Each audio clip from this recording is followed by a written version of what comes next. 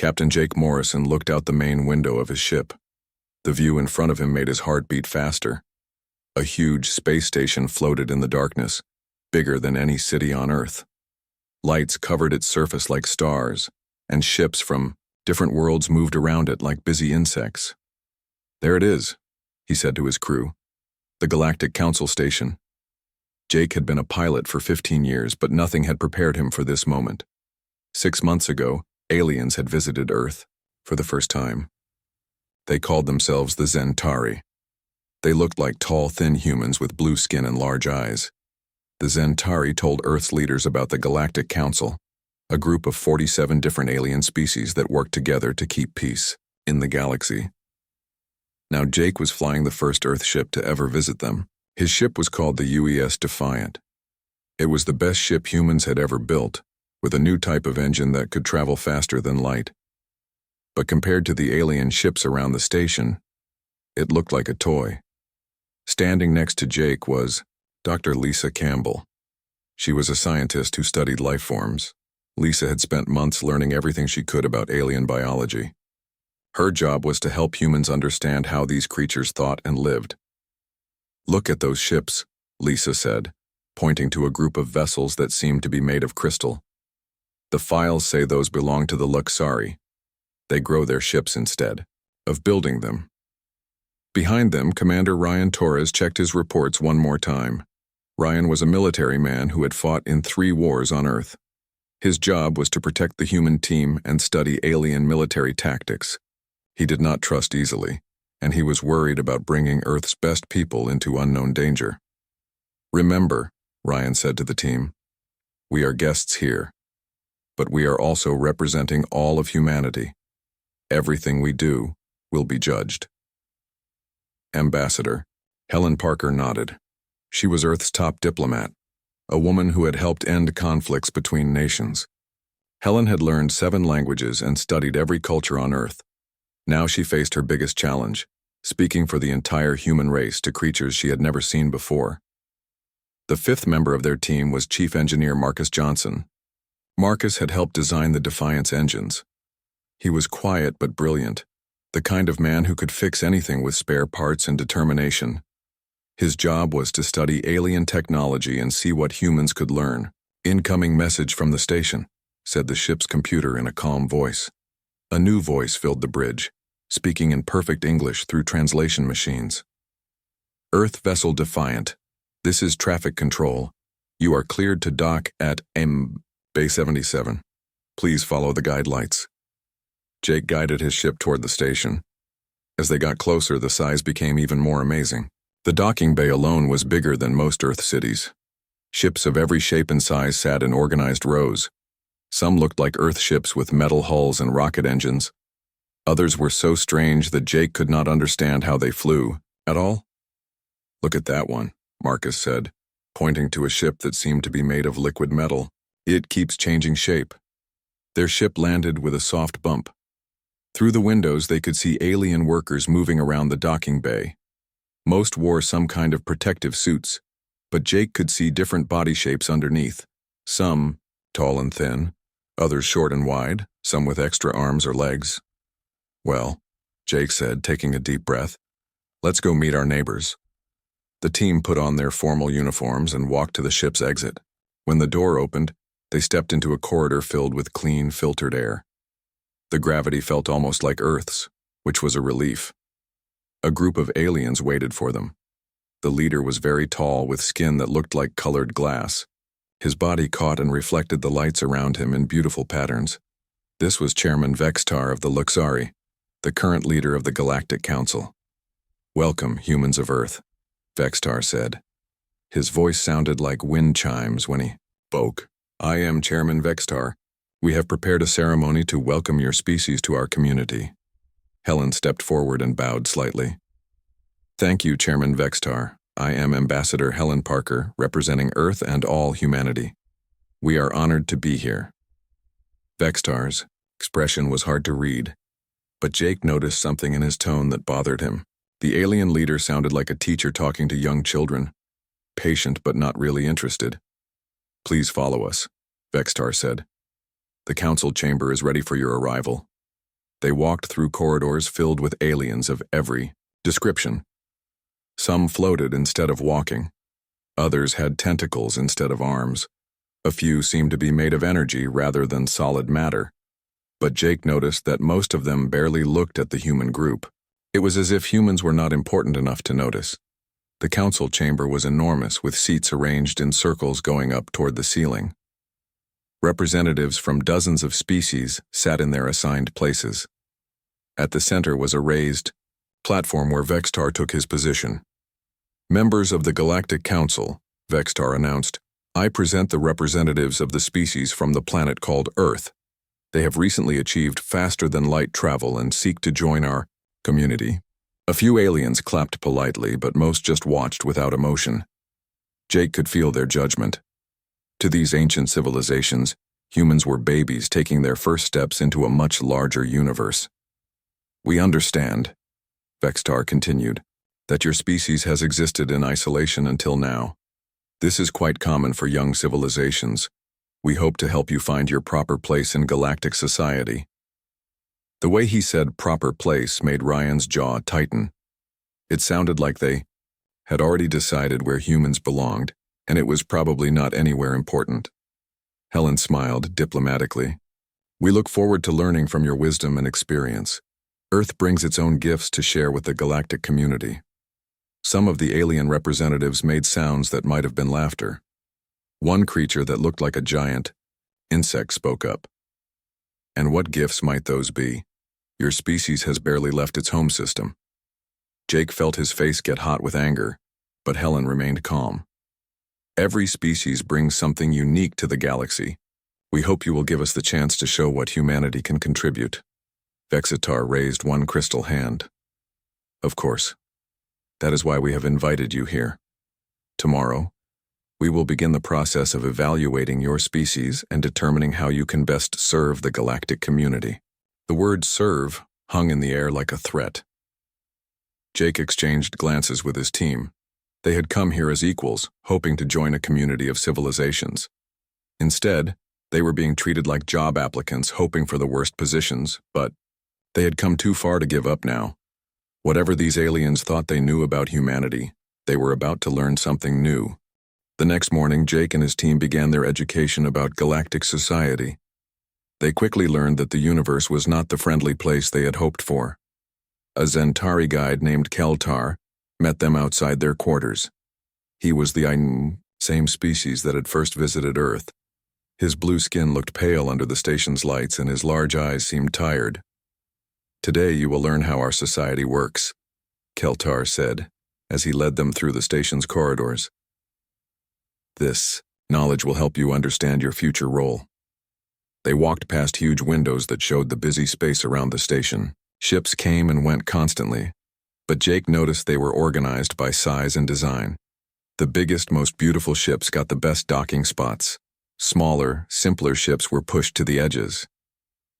"The Galactic Council has existed for over 2,000 years, Keltar explained. "In that time, we have learned that order comes from organization. Every species has its place based on its abilities and contributions." Dr. Lisa Campbell asked, "How do you decide these places?" Keltar stopped walking and turned to face them. "Three things matter most. First, how advanced your technology is. Second, how sophisticated your culture has become. Third, what you can offer to help other species." He led them to a large display screen showing a pyramid-like chart. At the top were names of species Jake had never heard of. At the bottom were dozens of others, including one that made his heart sink. "Earth," he said, pointing to a name near the very bottom. "Position 47 out of 48. Ryan stepped closer to the screen. "Who is below us?"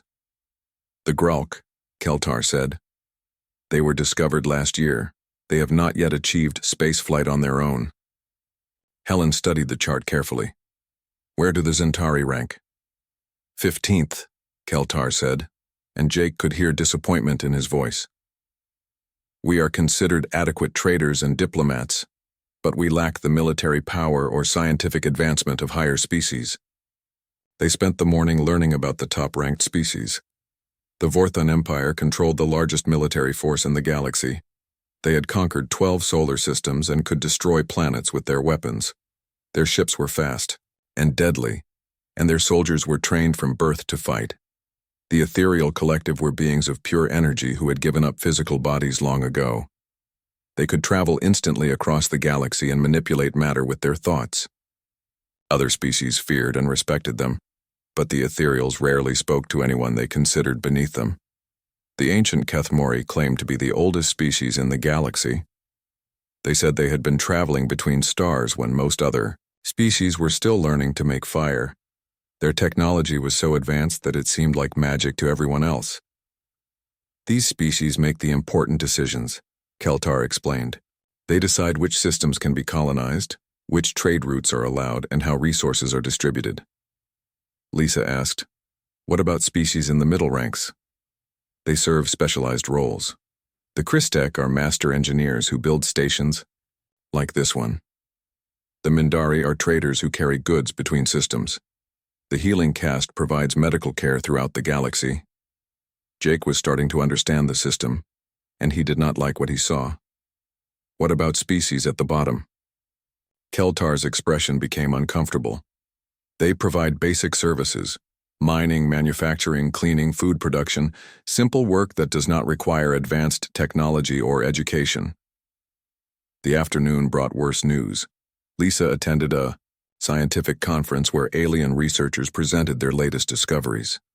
When she asked questions, they answered her like she was a child learning basic facts. Her ideas were dismissed before she could fully explain them. "They showed me their latest medical scanners," Lisa told the team later. "The technology is amazing, but when I suggested some improvements based on human anatomy studies, they just smiled and patted my head like I was being cute." Ryan had spent his time observing military demonstrations. What he saw worried him greatly. The alien weapons could destroy entire cities with single shots. Their shields could stop any attack humans might make. Their ships moved so fast that human vessels would seem frozen in comparison. "We are not just behind them," Ryan said grimly. "We are so far behind that we could not even run away if we wanted to." Marcus had toured the engineering sections, and his report was equally depressing. "Their power sources produce 1,000 times more energy than our best reactors. Their computers can think faster than human brains. Their materials are stronger than anything we have ever seen." But it was Helen's conversations with other diplomats that revealed the most disturbing truth. That evening, she joined a dinner with representatives from several mid-level species. After a few drinks, they began to speak more freely. "Every new species goes through the same process," said a representative from the Trader Guild. "First, they are excited to join galactic civilization. Then they learn their place in the hierarchy. Finally, they accept their role and try to make the best of it." "What roles do new species usually get?" Helen asked. A military officer from a species called the Border Guard answered. "Usually resource extraction. New species are good at mining operations because they are desperate to prove their worth. They work harder and accept lower pay than established species." Another diplomat, this one from the agricultural collective, added, "Sometimes they become buffer zones. When two powerful species have disputes, new species territories make good neutral ground for negotiations." Helen kept her expression neutral, but inside she felt sick. "What about Earth specifically?" The Border Guard officer consulted a small device. "The Vorthon Empire has expressed interest in your solar system. It would make an excellent refueling station for their military ships. Your species could provide maintenance and supply services." "How long before we could advance to higher ranks?" Helen asked. The room fell silent. Finally, the Trader Guild representative spoke. "The Mindari have been trying to move up from rank 23 to rank 22 for over 300 years. The system is very stable. Change comes slowly." "Very slowly," the agricultural collective diplomat agreed. "Most species accept their initial ranking as permanent. It is easier than fighting against the natural order." When Helen returned to her quarters, she found her teammates waiting for her. They had all reached the same conclusion from their different experiences. "They have already decided our fate," Jake said. "We are going to be the galactic janitors." "It is worse than that," Ryan said.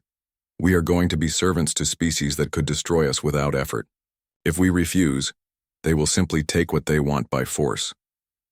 Lisa looked out the window at the stars. On Earth, we tell our children that if they work hard and dream big, they can become anything they want. Here, it seems like your species' birthday determines your entire future. Marcus shook his head. I have been thinking about this all day. How can a civilization stay creative and growing when everything is so locked in place? Helen sat down heavily in her chair.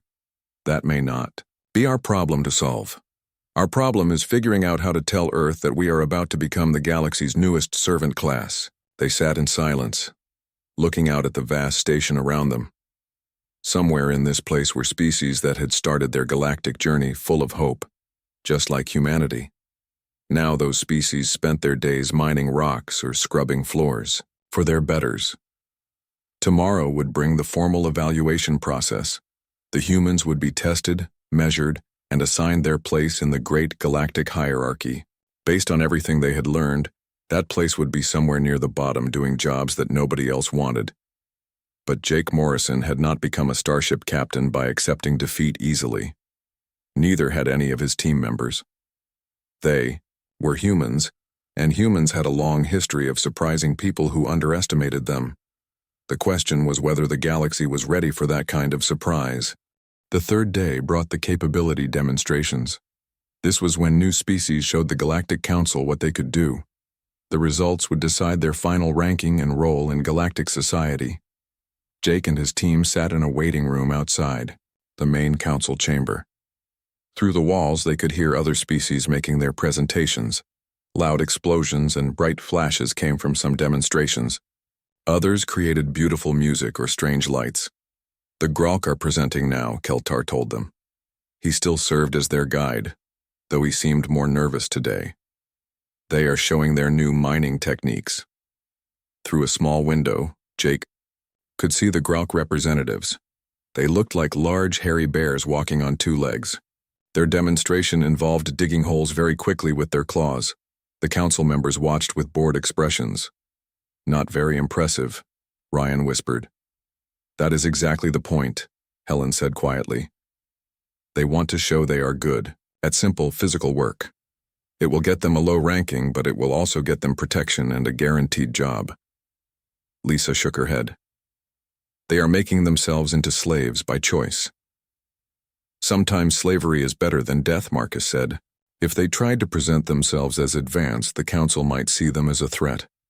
When the Gralk finished, the council discussed their presentation. Jake could not hear the words, but the decision came quickly. The Gralk would rank 48th, below humanity. They would work in mines throughout the galaxy, digging up metals for more advanced species. Humans of Earth, Chairman Vexitar's voice called through the speakers, please enter the chamber. The council chamber felt different today. All the seats were filled, and Jake could sense the attention of hundreds of alien minds focused on his small team. Some representatives looked curious, but most seemed ready to be entertained by another primitive species trying to seem important. Jake walked to the center platform with his team. The chamber was so quiet he could hear his own heartbeat. This was the moment that would decide humanity's future. Honored members of the Galactic Council, Jake began, we are here to show you what humanity can contribute to galactic civilization. He gestured to a large screen behind him. Images of Earth appeared, cities, forests, oceans, and mountains. Then came pictures of human achievements, the pyramids, the Great Wall, tall buildings reaching toward the sky. Several council members yawned. They had seen thousands of planets and millions of buildings. Earth's structures looked simple compared to what they could create. Jake continued with humanity's space program. Pictures showed the first rockets, the moon landing, and space stations. Again, the aliens looked unimpressed. What took humans decades to achieve, most species had done in days. Is this all? Asked a representative from the Vorthon Empire. We have seen your files. Your technology is primitive, your military is weak, and your culture is divided. What exactly do you think you can offer us? Jake smiled. This was the moment he had been waiting for. Dr. Campbell will now explain what makes humanity special, he said. Lisa stepped forward. Instead of showing more pictures of technology, she began telling a story. 60 years ago, a human doctor named Jonas Salk created a medicine that saved millions of children from a terrible disease called polio. The aliens listened politely, wondering where this was going. When Salk finished his work, companies offered him millions of dollars for the right to make and sell his medicine. He refused. Instead, he gave his discovery to the world for free. When reporters asked him why, he said, "Could you patent the sun?" A few council members shifted in their seats. This was not what they expected to hear. Another story, Lisa continued. During a great war on Earth, soldiers from enemy armies were fighting in cold, muddy trenches. On the night humans celebrate the birth of their most important religious teacher, something amazing happened. Soldiers from both sides stopped fighting. They climbed out of their trenches and met in the middle of the battlefield. They shared food, showed pictures of their families, and played games together. For one night, enemies became friends. The chamber was completely silent now. Commander Torres took over. During another war, one of our cities was surrounded by enemies. No food or supplies could get in. The people were starving. Then something happened that our enemies never expected. Their former enemies, people who had been fighting them just years before, organized a massive effort to fly supplies into the city. Every day for almost a year, planes brought food and medicine to people who should have been their enemies. Ambassador Parker stepped forward. These are not stories about our technology or our weapons. These are stories about what humans do when faced with impossible choices. We choose to help, even when it costs us. We choose to cooperate, even with our enemies. We choose hope even when there is no logical reason for hope. The aliens were paying attention now, but they still looked confused. Marcus Johnson moved to the front. You have been judging us by your standards. You want to know about our technology, our military power, our resources. But you are missing the most important thing about humanity. He activated a new display. We achieved faster-than-light travel in only 70 years from the first airplane. Most species take thousands of years to make the same progress, and only with help from other civilizations. We did it alone, starting from nothing. The display showed Earth's history of innovation, humans going from horse-drawn carts to space travel in just 2 centuries, the development of computers, medicine, and communication systems at a speed that should have been impossible. We are not the strongest species, Marcus continued. We are not the smartest or the most advanced, but we are the fastest learners in the galaxy. We adapt to anything, we survive everything, we find solutions that nobody else thinks of. Jake returned to the center of the platform. You want to rank us based on what we have accomplished so far. But what we have accomplished is not who we are. Who we are is a species that never gives up, never stops growing, and never stops trying to make things better. He looked around the chamber, meeting the eyes of as many aliens as he could. Every human culture on our planet developed differently. We have hundreds of languages, thousands of belief systems, and millions of different ways of solving problems. You see this as chaos, we see it as strength. When humans face a challenge, we do not just find one solution. We find dozens of solutions, then pick the best one. When humans face an enemy, we do not just fight. We also try to understand, to negotiate, to find common ground. When humans face disaster, we do not just survive. We learn from it and become stronger. The chamber erupted in whispered conversations in dozens of languages. The aliens were clearly discussing what they had just heard, and they did not sound bored anymore. Chairman Vextar raised his crystal hand for silence. These are interesting claims, but claims are not proof. How do we know that humans can actually do these things? Jake smiled again. Because we are here. 6 months ago, we had never seen an alien. Today, we are standing in front of the most powerful beings in the galaxy, representing our entire species. If that is not proof of human adaptability, what is? The silence that followed was different from before. It was not the silence of boredom, but the silence of minds working hard to understand something new and unexpected. Humanity had just presented themselves to the galaxy, not as servants seeking work, but as partners offering something nobody else The question was whether the galaxy was wise enough to recognize the gift they were being offered.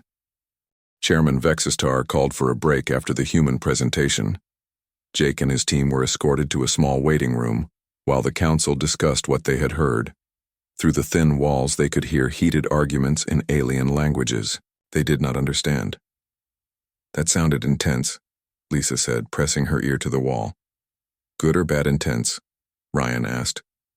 "Hard to tell," Helen replied. "But at least they are talking about us instead of ignoring us." Keltar appeared in the doorway, looking more nervous than ever. "The council has requested that you return to the chamber. They have questions."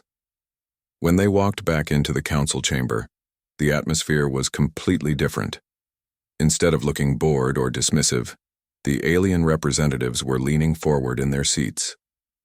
Their eyes followed the human team with sharp attention. A new figure had joined Chairman Vextar on the main platform. This being looked like it was made of glowing mist, constantly shifting between different colors. Jake had never seen anything like it. "This is Representative Thisara of the Ethereal Collective," Vextar announced. "They rarely speak in council sessions, but your presentation has raised questions that require their expertise." Thisara's voice sounded like whispers from a dozen different people speaking at once. "Humans of Earth, your species presents what we call an anomaly. Your rate of technological development, achieved without outside guidance, suggests an adaptability coefficient we have not encountered before." Jake looked at his team. None of them were sure what an adaptability coefficient was, but it sounded important. "We require clarification," Thisara continued. "How did your species survive multiple extinction events? Our records show that Earth has experienced ice ages, asteroid impacts, volcanic eruptions, and other disasters that should have eliminated complex life forms." Dr. Campbell stepped forward. "Humans evolved during a period of constant climate change. Our ancestors had to adapt quickly or die. Those who survived passed on their ability to change and learn to their children." "Fascinating," said a new voice. A massive creature that looked like a walking tree spoke from the upper levels of the chamber. "Most species develop in stable environments. They become very good at one way of living but struggle when conditions change. Humans never had that luxury," Lisa continued. "We had to be ready for anything. Hot weather, cold weather, floods, droughts, predators, diseases. We survived by being flexible instead of specialized." Representative Thisara pulsed with brighter colors. "This explains your rapid technological advancement. But we are curious about your social development. How did your species achieve global communication despite having hundreds of different languages and cultures?" Ambassador Helen smiled. "We never achieved unity by making everyone the same. We achieved it by learning to work together despite our differences. Human diplomacy is based on finding common ground between very different groups." A military representative from the Vorthon Empire stood up. General Krexwin was a tall, armored figure with glowing red eyes. "Your military tactics also show unusual patterns. Our analysis indicates that human warfare emphasizes flexibility over strength." "Why?" Commander Torres answered confidently. "Because we learned to fight each other first. Human armies faced opponents who thought differently, used different weapons, and had different strategies. We had to learn to adapt quickly or lose." "Most species fight external threats," General Krexwin observed. "They developed tactics for fighting one type of enemy. Humans developed tactics for fighting dozens of different types of enemies on the same planet." "Exactly," Torres said. "Every human culture developed different ways of solving problems. When we share these solutions, we all become stronger." The questions continued for hours. The aliens wanted to understand everything about human society, human thinking, and human problem-solving. They asked about human art, human science, human philosophy, and human religion. What amazed the aliens most was not any single human achievement, but the sheer variety of human approaches to every challenge. Where other species had developed one optimal solution to each problem, humans had developed dozens of different solutions. "On our world," explained Dr. Campbell, "some humans live in hot deserts, others in frozen tundra. Some live on mountains, others by the sea. Each environment created different challenges, so each group developed different solutions. And these groups share their knowledge? Asked a representative from the scientific collective. Eventually, yes, Campbell replied. It sometimes takes time, and there are often conflicts. But in the end, human knowledge belongs to all humans. Marcus. Johnson added. This is why our technology advanced so quickly. We did not just have one group of inventors. We had thousands of groups, all working on the same problems from different angles. The elder of the ancient Kethmori spoke for the first time in the session. This being was so old that its voice sounded like wind through ancient caves. Young humans, you describe a form of parallel evolution that we have not seen before. Your species simultaneously developed multiple solutions to survival, then combined them into a greater whole. Is that unusual? Jake asked. Extremely, the elder replied. Most species follow a single evolutionary path. They find one successful strategy and follow it until they achieve stability. Your species appears to have followed thousands of paths, simultaneously. Representative Thyesura began pulsing with rapid color changes. This suggests a level of cognitive flexibility that explains your rapid adaptation to new situations. When faced with our technology, your species did not simply copy it. You immediately began thinking of ways to improve it. That is what humans do, Helen said simply. We see something new, and we ask how we can make it better. General Crexwin leaned forward. Are you saying that your species maintains multiple simultaneous adaptation strategies? That each human culture represents a different solution to the same survival challenges? We do not think of it that way, Jake said. But yes, that sounds right. Every human society found different ways to survive and thrive. When we combine all these ways, we get solutions that none of us could have found alone. The chamber fell silent as the implications sank in. Finally, Chairman Vexistar spoke. The Council will recess for deliberation. What we have learned today requires careful consideration. You will be contacted when we have reached our conclusions. As the human team was escorted back to their quarters, Jake noticed something different in how the aliens looked at them. The dismissive glances were gone. Instead, he saw curiosity, respect, and something that might have been worry. I think we surprised them, Lisa said once they were alone. The question is whether that is good or bad for us, Ryan replied. Helen looked out the window at the vast space station around them. I think we just taught the galaxy something it did not know about itself.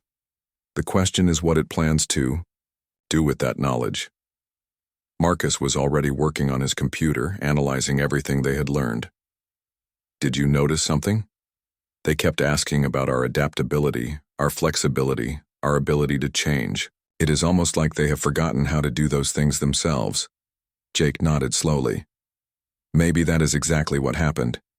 Maybe they built this perfect, organized society and lost the ability to grow. And maybe, Helen added, they just realized that humanity might be the key to getting it back.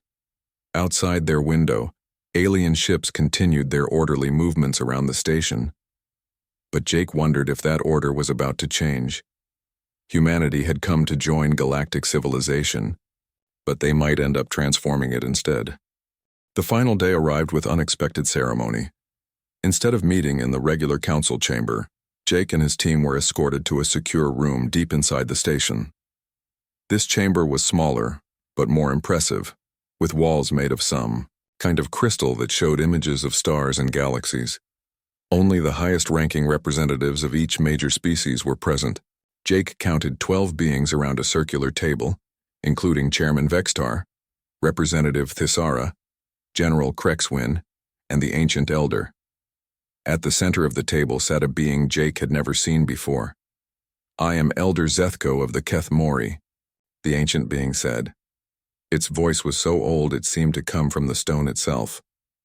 I have not spoken in a council session for 500 years. Today, that silence ends. Jake felt the weight of history in the room. These were not just political leaders, but representatives of civilizations that had existed for thousands of years. Please sit, Elder Zethko said, gesturing to chairs that had been prepared for the humans. What we discuss today will change the future of our galaxy. Helen spoke for the team. We are honored by your attention, Elder. How may we serve? The ancient being made a sound that might have been laughter. That is exactly the wrong question, young human. The question is not how you can serve us. The question is how we can all survive what is coming. Chairman Vextar activated a display showing graphs and charts. For the past 3 days, we have been analyzing the information your species provided. The results are troubling. The first chart showed technological advancement over time. For most species, the line went up steeply at first, then flattened out as they reached their current level. Notice the pattern, Vextar said. Every species achieves rapid growth, then stops improving. They reach a point of stability and remain there. Is that bad? Marcus asked. Representative Thisara's colors shifted to darker shades. We thought it was good. Stability means peace, order, and efficiency. But we have discovered something disturbing. A new chart appeared showing the entire galaxy over the last 500 years. Galaxy-wide innovation has nearly stopped, Thisara explained. New discoveries are rare. Cultural evolution has slowed to almost nothing. We have achieved perfect order at the cost of growth. General Crexwin stood and began pacing. Our military tactics have not changed in 2 centuries. Our weapons are powerful, but they are the same weapons our ancestors used. We have forgotten how to innovate. The same is true for science, added a representative from the scientific collective. We can use our technology perfectly, but we rarely invent new technology. We have become very good at repeating what we already know. Elder Zethko looked directly at Jake. Your species has shown us something we lost long ago. You demonstrated that chaos and change are not problems to be solved, but tools to be used. We still do not understand, Helen said. The elder's expression became grave. Our civilization is dying, young humans. Not from war or disaster, but from perfection. We have become so organized, so stable, so efficient, that we have lost the ability to grow. Think about it, Dr. Campbell said slowly. If every species finds their perfect place and stays there forever, nothing ever changes. Exactly, said Thisara. The Vorthan Empire has the best military, so they handle all conflicts. The scientific collective has the best laboratories, so they do all research. Each species does what they do best, and nothing more.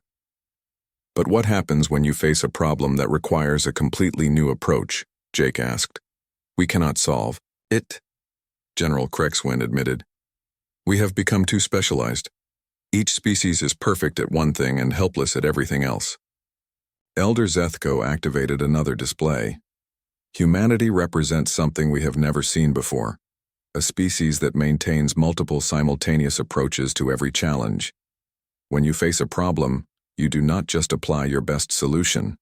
You try dozens of different solutions until you find one that works. And when our solutions do not work, Lisa added, we invent new ones. This is why your technological advancement was so rapid, Thisara observed. You did not follow a single path of development. You followed thousands of paths, then combined the best parts of each. The room fell silent as the implications became clear. Finally, Chairman Vextar spoke. The Galactic Council has reached a decision, but this decision is unlike any we have made before. He stood and faced the human team directly. We are not going to assign humanity a rank in our hierarchy. Instead, we are creating something new. What does that mean? Ryan asked. It means, said Elder Zethko, that humanity will serve as what we are calling a catalyst species. You will not work for us. You will work with us to help our civilization remember how to grow, General Crexwin explained further. Human representatives will be stationed in each sector of the galaxy. Your job will not be to follow our orders, but to challenge our thinking, to ask the questions we have forgotten how to ask. You will serve as advisors, innovators, and adaptation specialists, Thisara added. When our species face problems they cannot solve, they will consult with humans to find new approaches. Helen looked amazed. You want us to teach you how to be like us? Not exactly, Chairman Vextar replied. We want you to help us remember how to be like ourselves, but better. Each species brought unique gifts to the galaxy when they first joined us. Over time, they became so focused on their specialties that they forgot their other abilities. Humans will help them rediscover those lost abilities, Elder Zethko said. You will remind us that growth requires change, that strength comes from diversity, and that sometimes the best solution is one that nobody has tried before. Jake felt overwhelmed. But we are just one species.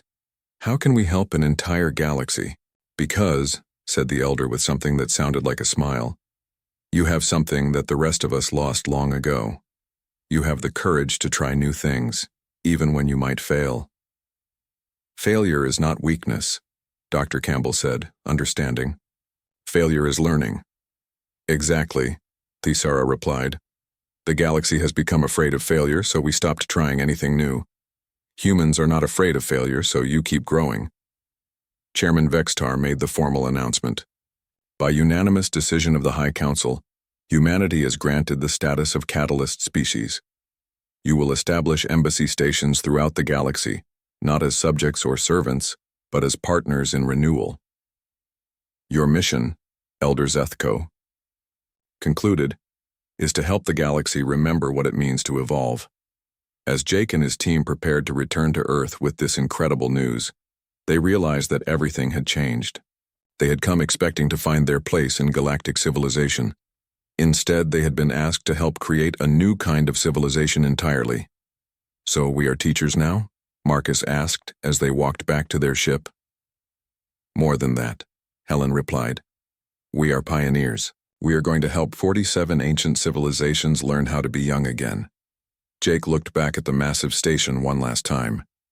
When they returned, it would be as ambassadors of change, carrying with them the most valuable gift humanity had to offer, the knowledge that growing up did not mean giving up the ability to grow.